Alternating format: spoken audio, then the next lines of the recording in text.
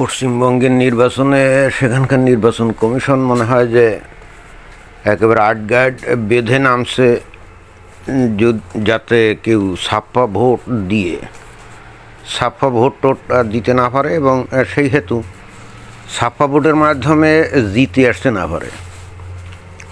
তো তারই জন্য কিছু নির্দেশনা এখানে দেখা যাচ্ছে এবং এটা ভালো জিনিস, কারণ আমরা তো জানি যে আমরা মনে করি যে বাংলাদেশেই মনে হয় যে একমাত্র ছাপ্পা ভোট ঠোট আমরা মারি, বাট আমরা যে খবর টবর যেগুলো এ পর্যন্ত পাওয়া গেছে তাতে দেখা যায় যে ভারতের পশ্চিমবঙ্গে আর যাই হোক বাংলাদেশের থেকে ছাপ্পা ভোটের একটা ব্যাপক কলাকৌশল আছে এবং প্রতিযোগিতা সেখানে চলে। আর মমতা বন্দ্যোপাধ্যায় লাস্টের যেবার জিতে আসলো সেটা মনে হয় যে সেই ছাপ্পা ভোটের কল্যাণে। তো এইভাবে ছাপ্পা ভোট দিয়ে যাতে আর জিতে আসছে না পারে সেখানকার নির্বাচন কমিশন খুবই কঠিন। তো এই জন্যে কেন্দ্রীয় সরকারের তরফ থেকে তো এখানে ব্যাপক করা হয়েছে, সেনাবাহিনী নামিয়েছে মনে হয়, তারপরে কেন্দ্রীয় সরকারের তরফ থেকে SIR করে এখানে যারা নাকি মৃত ভোটার সেগুলোকে বাদ দেওয়া গেছে, যারা নাকি পশ্চিমবঙ্গ ছেড়ে অন্য জায়গায় চলে গেছে গিয়ে সেখানে ভোটার হয়েছে তাদের নামও তো বাদ যাবে।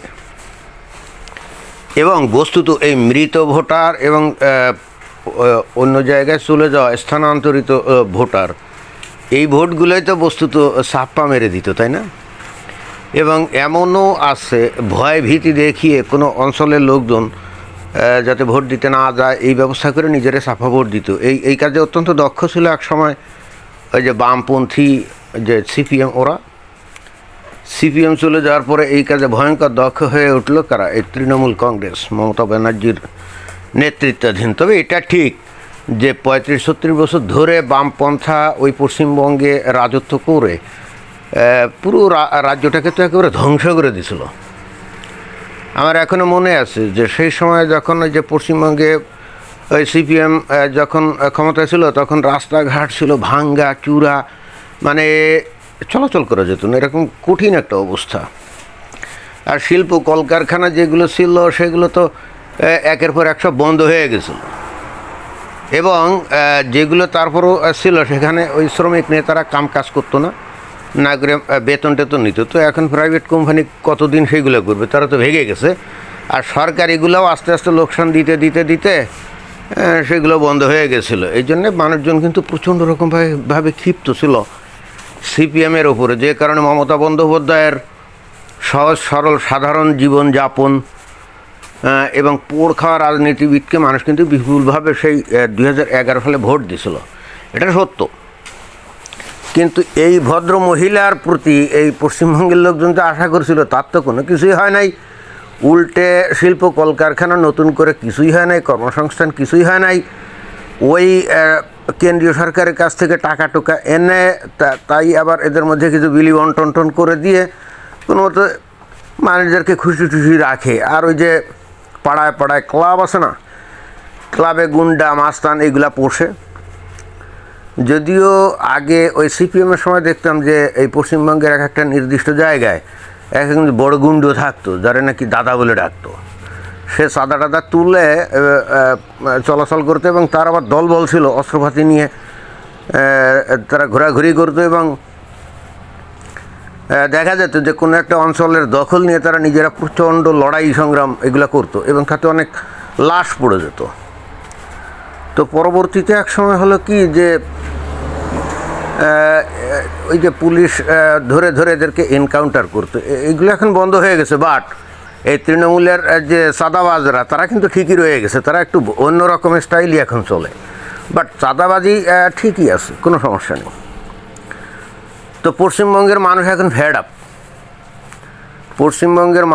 ফেড আপ এবং একই সঙ্গে কেন্দ্রীয় যে সরকার বিজেপি তারাও বারবার চেষ্টা করেও এই জায়গায় ফেল মারছে। এইবার মনে হয় যে সর্বাত্মকভাবে তারা নামছে একেবারে সমস্ত রকম ব্যবস্থা নিয়ে, যাতে করে তৃণমূল কংগ্রেস, তাদের একটা ভোট ব্যাংক আছে মুসলিম, তারা তো দিবেই, কিন্তু বাকি হিন্দুদের ভোট যাতে ছাপ্পা মেরে নিতে না পারে এই ব্যবস্থার জন্য একেবারে কঠিন পদক্ষেপ নিচ্ছে। এই যে তার কিছু নমুনা এখানে দেখা যাচ্ছে 2 ধাপে পরিচয় যাচাই না হলে ভোট নয়। আচ্ছা, এটা কে নির্দেশ দিচ্ছে? নির্বাচন কমিশন এই নির্দেশ দিচ্ছে। তো 1 নম্বর ধাপটা কি? প্রথম ধাপ, কেন্দ্রীয় বাহিনী আইডি চেক করবে, অর্থাৎ বাইরে কেন্দ্রীয় বাহিনী মানে সেনাবাহিনীর লোকজন থাকবে, ওই কি রিজার্ভ ফোর্স ওরা, তাই না? তো তারা তো প্রথমে আইডি চেক করবে, আইডেন্টিটি কার্ড, ভোটার কার্ড আর কি। দ্বিতীয় ধাপে কি হচ্ছে? বিএলও ভোটার যাচাই করবে। বিএলও কী জিনিস? অর্থাৎ ওদের ভোটার তালিকার সাথে ওই কার্ডের মিল আছে কিনা এটা দেখবে, তাই না? ভালো। তৃতীয় ধাপে এসে দাঁড়াচ্ছে কি? অরিজিনাল আইডি না থাকলে পাস নয়। ও আচ্ছা, না এটা কোনো ধাপ না, বাট ওই যে আইডি কার্ড চেক টেক করা হবে, এখানে ফটোকপি জেরক্স কপি টপি নিয়ে গেলে হবে না, বা মোবাইল ফোনে ছবি তুলে নিয়ে গেলে হবে না, ওখানে একেবারে অরিজিনাল কার্ড নিয়ে যাইতে হবে, নইলে তার কিন্তু ভোট দেওয়া সম্ভব হবে না এবং দিতে পারবে না। পাশায় 2টা লাথি দিয়ে তাড়িয়ে দিবে। তারপরে 2 ধাপ পেরোলেই ভোটের অনুমতি, রাইট? সেটা তো বটেই। প্রথমে অরিজিনাল আইডি কার্ড দেখাইবা, তারপরে তোমার নাম ভোটার তালিকায় আছে নাকি বাদ গেছে সেটা নিশ্চিত হতে হবে, and then you can cast your vote. তো এইটা বলা বলি হচ্ছে বা আইন জারি তো সবসময় তো আইন ঠিকই থাকে।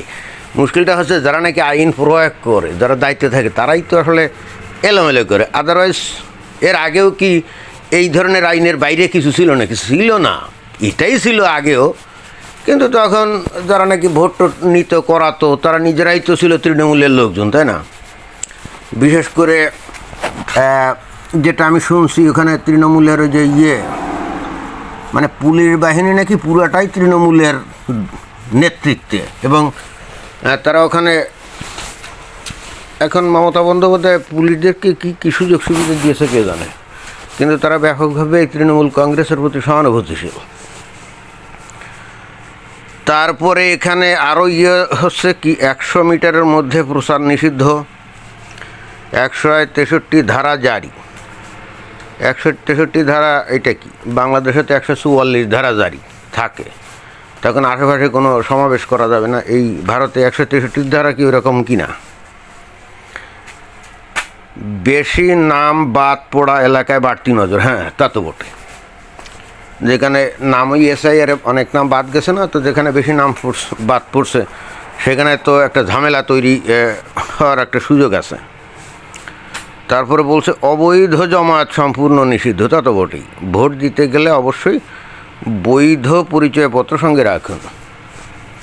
অর্থাৎ কেন্দ্রীয় সরকার অনেকটা আটগাট বেঁধে নামছে, এটা বলাই যায়, কিন্তু ভোটের সময় তো আর পক্ষপাতিত্ব করা যাবে না। তবে যারা নাকি সত্যিকার ভোটার, তারা যেন একেবারে নিরপেক্ষভাবে ভোট দিতে পারে। আর যে সময় এসআইআর করুক আর যাই করুক, এরপরও তো দেখা যাবে যে অনেক ভুতুড়ে ভোটার রয়ে গেছে, তাই না? তো এগুলো তো ওই রাজনৈতিক দল, বিশেষ করে ওই তৃণমূল কংগ্রেস তো ওগুলো বাইর করে ফেলবে যে কারা ভুতুড়ে ভোটার, যাদের নাম এখনও আছে অথচ অত্র অঞ্চলে নাই। অথবা এমনও হতে পারে যারা ভোটার ঠিকই আছে, অনেকে তো আর ভোট দিতে যায় না, তো সেইগুলো দেওয়ার জন্যে ছাপ্পা মারবে, তাই না? তো দেখা যাক, অনেক করা হচ্ছে, প্ল্যান প্রোগ্রাম করা হচ্ছে। এই তৃণমূল কংগ্রেসকে এই পশ্চিমবাংলা থেকে যতক্ষণ না হঠানো যাবে,